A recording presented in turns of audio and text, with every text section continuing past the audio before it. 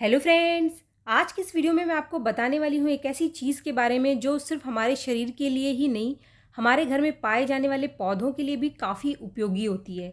इसका इस्तेमाल करके हम हमारे ख़राब होते हुए पौधे को बचा सकते हैं, उसकी फ्लावरिंग को बढ़ा सकते हैं और उसकी ग्रोथ को भी बढ़ा सकते हैं।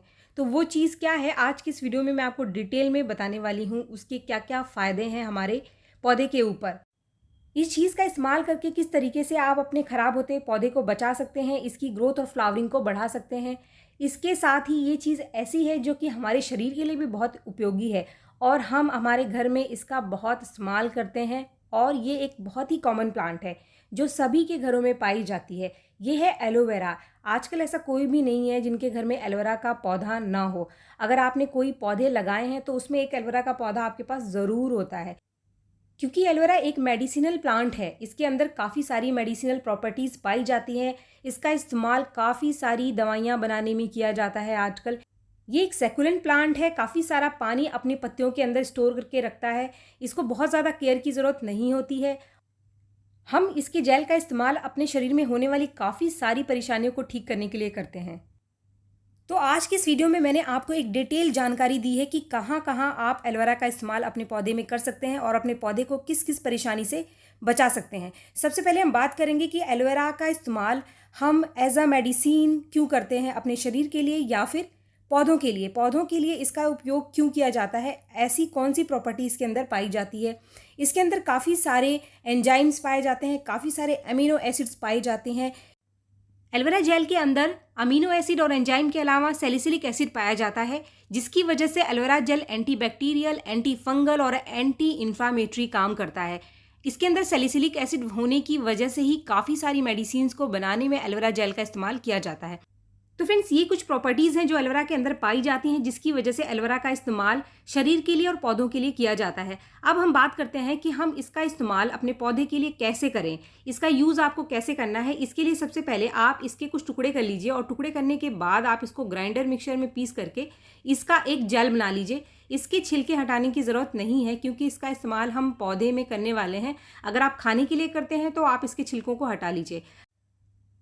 हम कई तरीके से एलोवेरा का इस्तेमाल पौधे के लिए कर सकते हैं, लेकिन ये सबसे आसान तरीका है। इसकी पत्ती को ग्राइंडर मिक्सर में पीस कर सबसे पहले आप इसका जेल बना लीजिए और इस जेल का इस्तेमाल हमें हमारे पौधे के अंदर करना है। लेकिन जब भी आप इसको पीसते हैं तो आपको इसे एक दिन से ज़्यादा नहीं रखना है। जिस दिन आप इस जेल को तैयार करते हैं उसी दिन आप इसका इस्तेमाल कर लें, वरना अगर आप इसको रख देंगे तो धीरे धीरे जो इसकी प्रॉपर्टीज़ है वो ख़त्म हो जाती है। उतना इफ़ेक्टिव ये नहीं रहता है जितना कि पहले दिन। तो इसलिए जिस दिन आप इस जेल को तैयार करेंगे उसी दिन इसका पूरा इस्तेमाल आपको कर लेना है। तो अब हम बात करते हैं कि कहाँ कहाँ हम एलोवेरा जेल का इस्तेमाल अपने पौधे के लिए कर सकते हैं।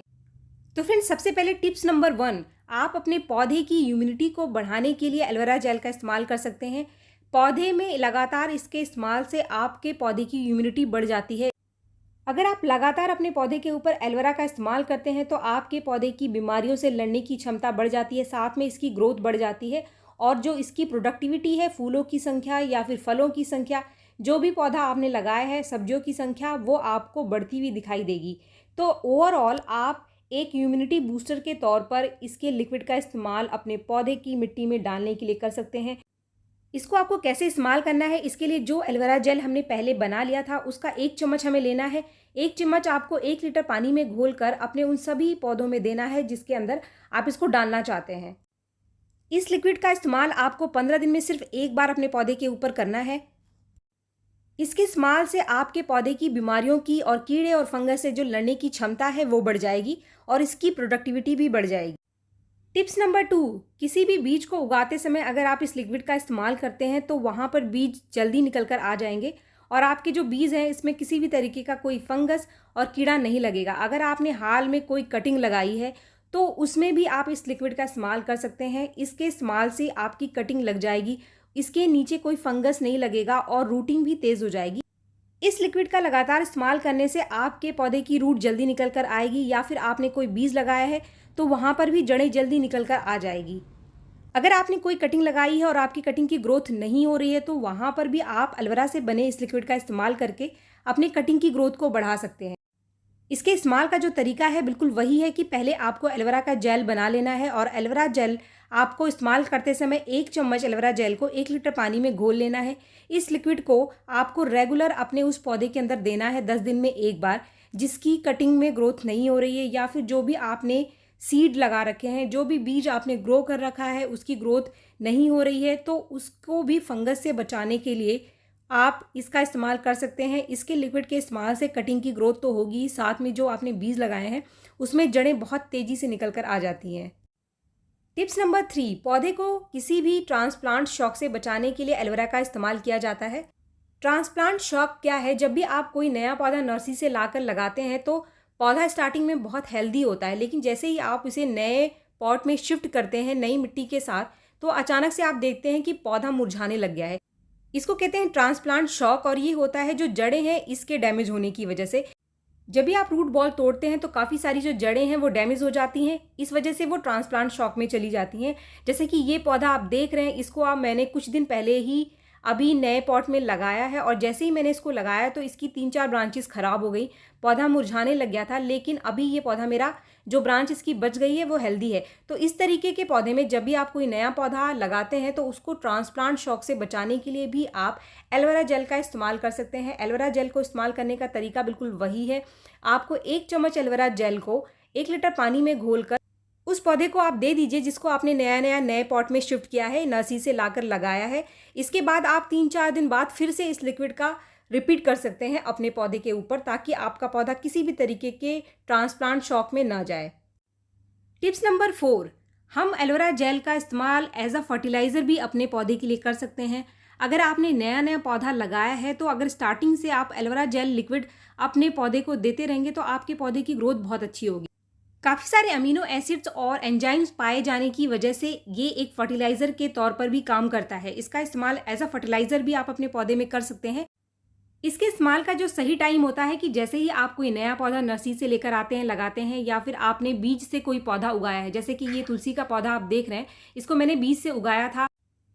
ये जो करी पत्ते का पौधा आपको दिखाई दे रहा है, इसको भी पिछले सीज़न में मैंने बीज से ग्रो किया था और अभी इस सीज़न तक काफ़ी बड़ा हो गया।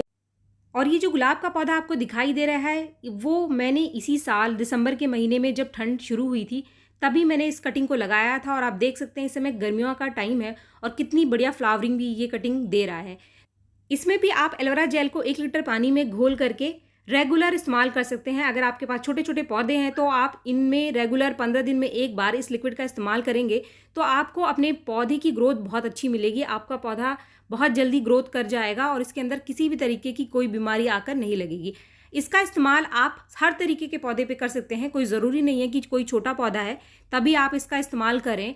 आप के पास जो भी पौधे हैं सब में आप इस लिक्विड का इस्तेमाल कर सकते हैं, इसकी ग्रोथ को, इसकी इम्यूनिटी को बढ़ाने के लिए, इसकी प्रोडक्टिविटी को बढ़ाने के लिए। अब बात करते हैं हम टिप्स नंबर 5 की, जो कि बहुत कॉमन है। वो है एलोवेरा का इस्तेमाल as a rooting hormone. Aloe vera का जेल एक नेचुरल रूटिंग हार्मोन का काम करता है, तो जब भी आप कोई कटिंग लगाते हैं तो इसके जेल का इस्तेमाल एज अ रूटिंग हार्मोन आप करें। इसके लिए आपको कोई भी मार्केट का केमिकल रूटिंग हार्मोन लेने की ज़रूरत नहीं पड़ेगी। जैसे कि आप ये देख रहे हैं, मैं ये मोगरा की कटिंग लगा रही हूँ, तो इसके जेल का इस्तेमाल आप रूटिंग हार्मोन के लिए कुछ इस तरीके से कर सकते हैं कि जो इसके नीचे का हिस्सा है इसको आप इसके जेल में अच्छे से डुबो दीजिए, और इसके जेल को आप पूरा अच्छे से लगाने के बाद इस हिस्से को आपको नीचे मिट्टी में गाड़ देना है, जो नीचे वाला हिस्सा है। इस तरीके से आप कोई भी कटिंग लगाने से पहले एलोवेरा जेल का इस्तेमाल एज अ रूटिंग हार्मोन कर सकते हैं। इसके इस्तेमाल से आपकी कटिंग में किसी भी तरीके का कोई फंगस नहीं लगेगा और रूट भी काफ़ी आसानी से निकल कर आ जाएंगे। इसका इस्तेमाल आप हर तरीके की कटिंग को लगाने के लिए कर सकते हैं। कोई भी कटिंग आप लगाएं, कोई भी फूलों वाली कटिंग या किसी भी पौधे की कटिंग आप लगाते हैं, वहाँ पर आप एलोवेरा जेल का इस्तेमाल अगर करेंगे तो आपके पौधे की कटिंग के लगने के चांसेस बढ़ जाएंगे और कोई भी इसमें फंगस नहीं लगेगा। टिप्स नंबर 6, पौधे की ग्रोथ को बढ़ाने के लिए आप एलोवेरा का इस्तेमाल कैसे कर सकते हैं। काफ़ी सारे लोग मुझे कमेंट्स करते हैं कि मैडम हमारे पास एक पौधा है, इसकी ग्रोथ रुकी हुई है, जैसा हमने इसे नर्सरी से लाकर लगाया था बिल्कुल वैसा का वैसा ही पड़ा हुआ है, इसके अंदर सिर्फ 2-3 पत्तियां हैं या फिर एक ब्रांच है, पौधा ग्रोथ नहीं कर रहा है। तो अगर आपके पास कोई ऐसा पौधा है तो ऐसे पौधे के लिए आप रेगुलर इस लिक्विड का इस्तेमाल करके अपने पौधे की ग्रोथ को बढ़ा सकते हैं। जब भी कोई पौधे की ग्रोथ नहीं होती है तो इसका मतलब इसकी जो मिट्टी है, मिट्टी के अंदर जड़ों की ग्रोथ नहीं हो रही है, और जब तक जड़ की ग्रोथ नहीं होगी आपके पौधे की ग्रोथ ऊपर भी नहीं होगी। तो जड़ों की ग्रोथ को बढ़ाने के लिए भी इस लिक्विड का इस्तेमाल आप कर सकते हैं। इस लिक्विड को बिल्कुल आपको वैसे ही इस्तेमाल करना है। इसके 1 चम्मच जेल को आप 1 लीटर पानी में घोल करके 10 से 15 दिन में एक बार अपने उस पौधे को दे दीजिए जिसकी ग्रोथ रुकी हुई है। तो इसको डालते ही आपके पौधे की जो रूट है वो एक्टिवेट हो जाएगी, रूट ग्रोथ करने लगेगा और जैसे ही रूट ग्रोथ करेगा तो आपका पौधा भी ग्रोथ करना शुरू कर देगा। तो पौधे की ग्रोथ को बढ़ाने के लिए, चाहे कोई भी पौधा है आपके पास, उसकी ग्रोथ को बढ़ाने के लिए भी आप इस लिक्विड का इस्तेमाल कर सकते हैं। अब बात करते हैं हम सबसे आखिरी टिप की, टिप्स नंबर 7, जो कि सबसे उपयोगी काम है एलोवेरा का पौधे के ऊपर और ये सबसे बढ़िया बेनिफिट है पौधे के ऊपर। वो है पौधे के ऊपर लगने वाले फंगस और कीड़ों को ख़त्म करने के लिए आप एलोवेरा का इस्तेमाल कर सकते हैं। इसके मात्र एक बार उपयोग से ही आपके पौधे के ऊपर किसी भी तरीके का कोई कीड़ा या फिर फंगस लगा हो वो चुटकी में साफ़ हो जाता है। तो इसको इस्तेमाल करने के लिए आपको इंसेक्टिसाइड कैसे बनानी है, पेस्टिसाइड बनाने का सही तरीका क्या है, चलिए देखते हैं। इसको बनाने के लिए आप सिर्फ एलोवेरा जेल का इस्तेमाल कर सकते हैं, एलोवेरा के पानी का इस्तेमाल कर सकते हैं। लेकिन अगर आप एलोवेरा के कुछ टुकड़ों को लहसुन की 4-5 कलियों के साथ 2 हरी मिर्च और आधा चम्मच हल्दी मिलाकर पहले 2 गिलास पानी में पीस लीजिए। इसके बाद जो पेस्टिसाइड, जो इंसेक्टिसाइड आपका बन के तैयार होगा वो एक बहुत ही बढ़िया स्ट्रॉन्ग इंसेक्टिसाइड बनेगा और इसके मात्र एक बार इस्तेमाल से ही सभी कीड़े और फंगस गायब हो जाएंगे। तो ये लिक्विड हमने इस तरीके से पीस लिया है 2 गिलास पानी डालकर। अब इसको आप पहले छान लीजिए क्योंकि इसका स्प्रे करने के लिए हमें हमारे पौधे में इस्तेमाल करना है, तो इसीलिए इसको छानना बहुत ज़रूरी है।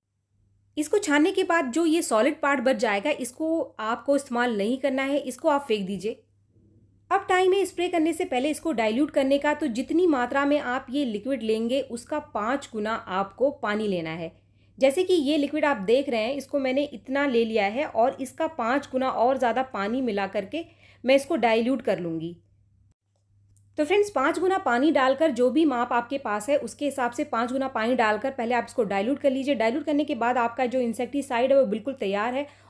यहाँ पर एक चीज़ का आपको ध्यान रखना है, जिस दिन आप इस इंसेक्टिसाइड को बनाएंगे उसी दिन आपको इसका इस्तेमाल अपने पौधे के ऊपर करना है।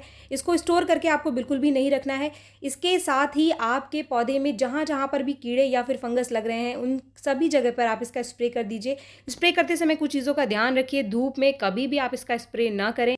सुबह सूरज निकलने से पहले आप इसका स्प्रे कर सकते हैं या फिर शाम के टाइम कर सकते हैं। अगर दिन में आप इसका स्प्रे कर रहे हैं तो पहले पौधे को शेड में रख दीजिए। आप जैसे ही इसका स्प्रे करेंगे तो आप देखेंगे कि अगर इसके ऊपर कोई कीड़ा लगा हुआ है वो तुरंत से गायब होना शुरू हो जाता है। जैसे कि मेरा ये गुड़हल का पौधा, इसके ऊपर काफ़ी सारी चींटियाँ और फ्लाइज लगी हुई थी। तो जैसे जैसे मैं इसका स्प्रे कर रही हूँ ये हटती चली जा रही हैं और कुछ जो चिपकी हुई चींटियाँ थी वो पौधे के ऊपर ही, फूलों के ऊपर ही ख़त्म हो गई हैं। कुछ तो ख़त्म हो गई हैं और कुछ बिल्कुल ख़त्म होने की स्थिति में है। तो इसका रिज़ल्ट 101% है। आप किसी भी तरीके के पौधे में किसी भी फंगस को या फिर कीड़े को ख़त्म करने के लिए इसका इस्तेमाल कर सकते हैं। आप हर तरीके के पौधे में, चाहे आपने फूलों के पौधे लगाए हैं, सब्जियों के पौधे लगाए हैं या फिर फलों के पौधे लगाए हैं, जहाँ पर भी कीड़े लग रहे हैं वहाँ पर इस फंगीसाइड का या फिर इंसेक्टिसाइड का इस्तेमाल करें। ये एक नेचुरल ऑर्गेनिक इंसेक्टिसाइड और फंगीसाइड है जिसका असर कमाल का है आपके पौधे के ऊपर। अगर ये समस्या आपको और ज़्यादा दिखाई दे रही है तो 2 दिन रुककर आप फिर से इसको रिपीट कर सकते हैं।